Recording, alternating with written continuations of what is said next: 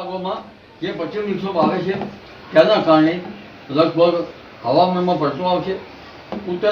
ઉત્તર પૂર્વ ભારતના ભાગોમાં મહત્તમ જે પવનની ગતિ રહેશે તે લગભગ 70 થી 90 કિલોમીટરની ઝડપના પવનો ફૂંકાઈ શકે અને વરસાદ અંગે જોઈએ તો 20 મિલીમીટરથી કોઈ ભાગમાં લગભગ 90 થી 100 મિલીમીટર જેટલો વરસાદ થઈ શકે.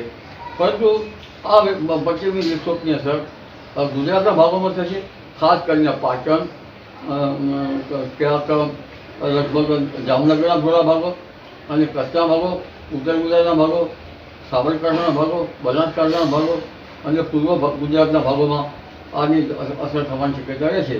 ત્યાં વરસાદ પણ આવશે. પરંતુ ઉલ્લેખનીય છે કે 10મી જૂને આસપાસ એક સિસ્ટમ પણ છે અને ત્યાંની અસર લગભગ ગુજરાત તરફ ઓછી થશે. પરંતુ કંઈક અંશે બંગાળ ઉપસાગરનો ભેજ અને અરબ સાગરના ભેજના કારણે ગુજરાતમાં વરસાદ થવાની શક્યતા રહેશે.